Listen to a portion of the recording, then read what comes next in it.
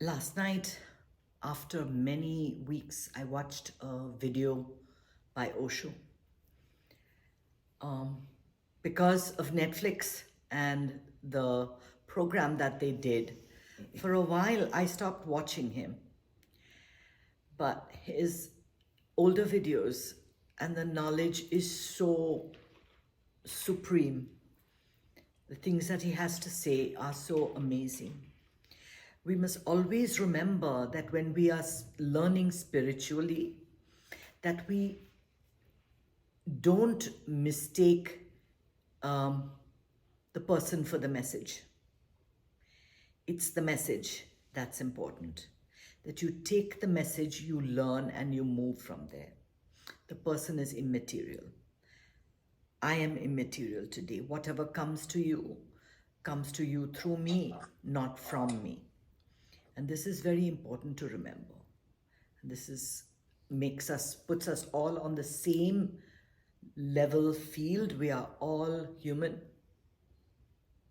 We are all part of the Homo sapien group. Some of us have tuned in a little bit and are developing spiritual muscle. That's a good thing. The fact that you're here today, it means a lot. And the idea is not to go into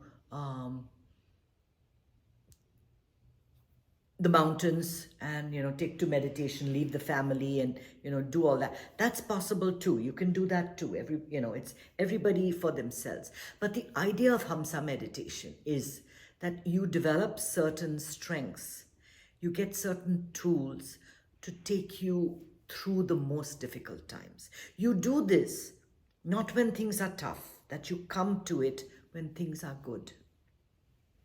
When things are good. Usually we won't get to spirituality when things are good because we're in the mode of enjoying the world. Oh, let's have fun, let's go traveling, let's climb mountains, let's drink, let's eat, let's enjoy, let's make lots and lots of money. This is our mindset when things are good. As soon as something goes wrong, oh, then we need God. Then we need God very much. Then we need our therapist. Then we need all of that. The beauty of a spiritual training, and I'm not talking about a faith-based training, that is separate. Each one of you has your own. The beauty of spiritual training is that you develop awareness. And this was the talk I was listening to last night, which instead of putting me to sleep, it brought me up, it awakened me and kept me thinking for half the night. What is it that you want? What do you want in this life? Do you want money? Do you want power? Do you want fame?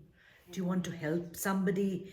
Do you want success? Do you want to be recognized? Do you know, most of us have no idea what we want. And that's okay. That's okay. As long as it doesn't affect your day-to-day activity. Osho says, the only thing that you should focus on getting, the only thing that's of any value in your life is awareness.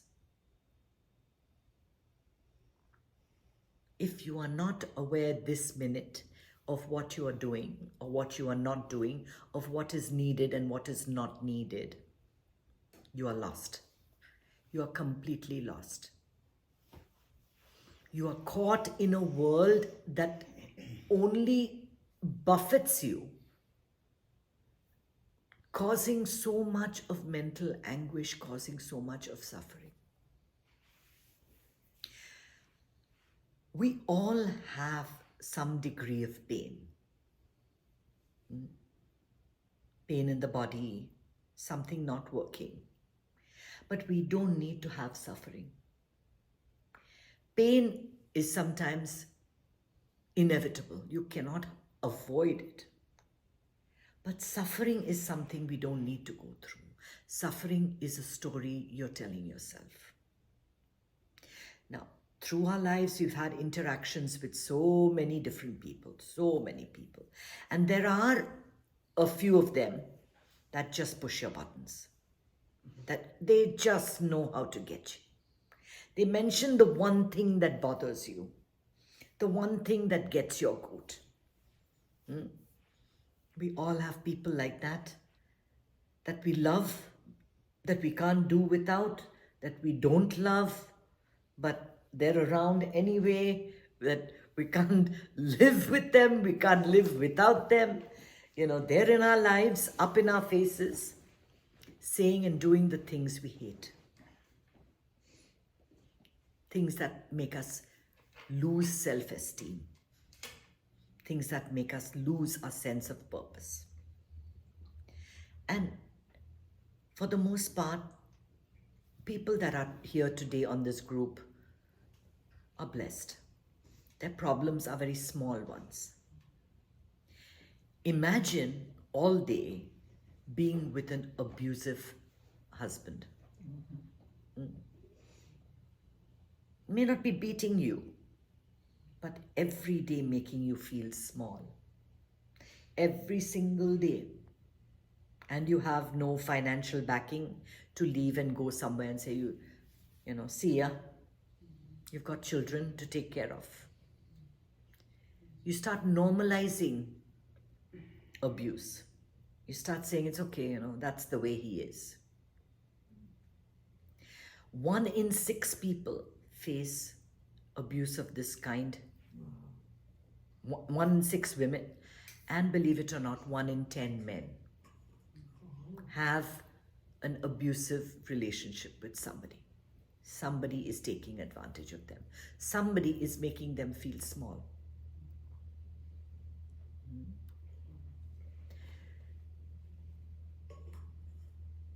If you are in such a situation, it's almost impossible to find an escape. Which is why spiritual muscle is not about chanting the name of God or using rosary beads. It's about developing awareness at the moment that something is happening to you, something abusive is happening to you. And I take the use of it, and Kathy might remember it from earlier classes, of a deflector. A plastic screen that you set up all around you, in front of you, on the sides, everywhere. So the words of people bounce off it. It doesn't reach you. Somebody says something to you, and now you can say, so what? There are so many mantras, so many chants that people make you do. Hail Marys and Om Namah Shivayas. So many different chants in every different faith. Or say this and life will become okay. Here I'm giving you one more mantra. So what? So what if somebody said something to you? If it doesn't reach you, it can't harm you. It's only because somebody says something to you, you've heard it once, and that person is going on with their activities, doing whatever they have to do. And now you're saying it to yourself 5,000 times. Again and again and again. And you're developing stories with different endings. I should have said this. I could have said that. This was the time for me to bring up that thing that she said to me or he said to me. We have all these grand schemes that we think about all day. When it comes to it, we don't do anything. We turn away and we fill our eyes with tears and our heart with sorrow. And you don't deserve one more moment of misery and sadness. Happiness is your birthright. You have to learn to put up that deflector. Think of it as something physical that only you can see. Nobody else can see that it's there. Imagine being insulted and you responding with a smile. You haven't heard it, you see. It hasn't bothered you. And you're still thinking of the wonderful breakfast you had an hour ago, and you're smiling. Wow, that upma was so fantastic. Those eggs were so well made. Oh, I'm glad I had the muffin after the egg. Whatever it is, you can just turn your mind to a very comfortable, peaceful, beautiful place. Somebody said something to you, so what? Why are you allowing someone's opinion, someone's words, affect how you feel today? Because you see, self-esteem is not other people telling you you're stupid. Self-esteem is you telling yourself you're stupid.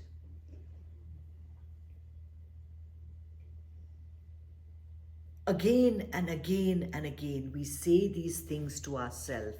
I'm timid, I'm quiet, I don't have it in me to find a job, I'm not going to make the money, I don't think I can do this, right? We say these things to ourselves. Nobody has to say it. Your biggest enemy, your biggest challenge is your own mind.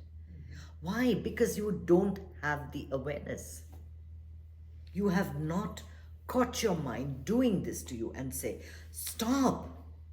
I don't want it anymore. I don't want to hear this anymore. I want to be in a place of peace and calm and quiet. And for that, I don't even need to go to a mountain. I just need to have that deflector up at the right time before the words come and hit me. Before I tell myself, see, this, I knew you'd get a comment like this. I knew that I didn't make the food well. I knew that I had dressed inappropriately for the event. I knew that the color of my skin is bad. Whatever. So many different scenarios, right? And it's usually the difficult relationships are the ones that you have to live with. Your boss, your mom, your daughter-in-law, your son-in-law, whatever. Different for each one of us.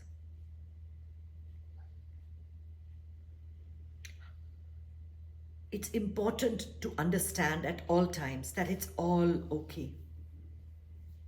Nothing is so bad.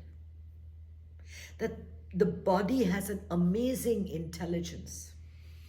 If you are telling yourself, I'm sick, I'm sick, I'm sick, you fall sick.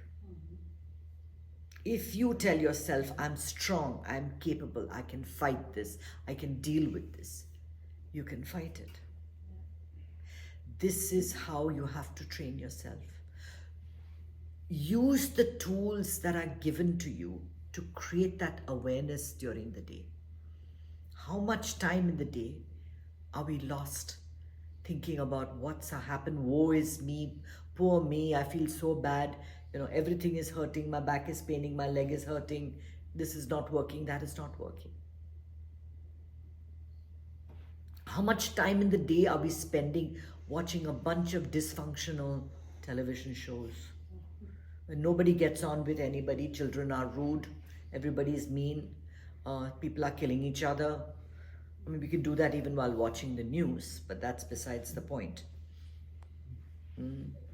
How much time in the day are you filling your head with stuff that's not giving you anything? And how much time in the day are you just spending building on this awareness, just being here, right this moment? There's nothing spectacular about this moment, but it's the only thing you have. How are you showing up for it? How are you showing up this minute? Full of energy? Full of enthusiasm? Or are you saying, oh God, this is all downhill for me from now on? This is it. I've hit that milestone. Now it's just straight down. You can go tomorrow. You can go this minute. What is your last thought? What is your last thought? It can happen any moment. Is your last thought one of abuse, shouting at somebody, or being shouted at, feeling sorry for yourself? Or are you thinking, in what way can I make your life better? What can I do to make your life nicer? How much time do we think with thoughts like that? Using your time, your body, your energy to make somebody else's life a little bit better. Using this minute to spread happiness, joy, hope, enthusiasm instead of doom and gloom. Anywhere you go, everybody is constantly discussing all the miserable things that happened today. Right? All the things that are going wrong. How about focusing on the things that go right? A giraffe gave birth to twins. Who looks at this news item? It's there tucked away in the corner. Nobody cares about happy things happening. They only are worried about, school shooting, someone's arrested, some big war. All of this. We only want the bad news. We only want the negative. You use the deflector to just throw away the negative, to stay always in a positive, perfect bubble where nothing matters. Everything just is exactly the way it is.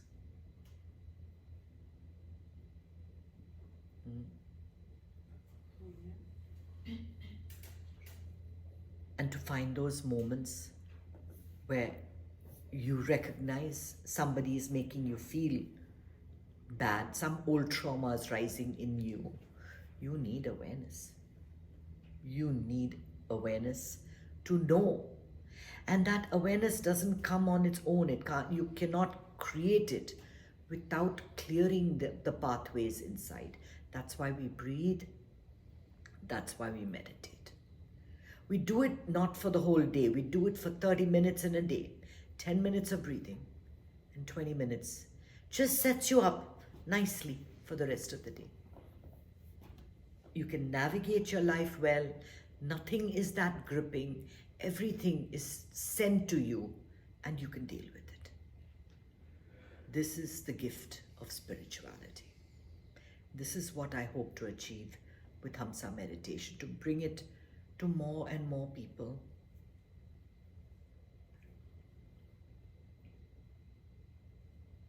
What happens, happens. Om Namah Shivaya. Hey everyone, thanks for visiting my channel. And if you enjoyed the video, please don't forget to hit the red subscribe button and turn on notifications so I can continue to bring you more content just like this on knowledge, on meditation, and on insights for a happy life. Don't forget, happiness is your birthright.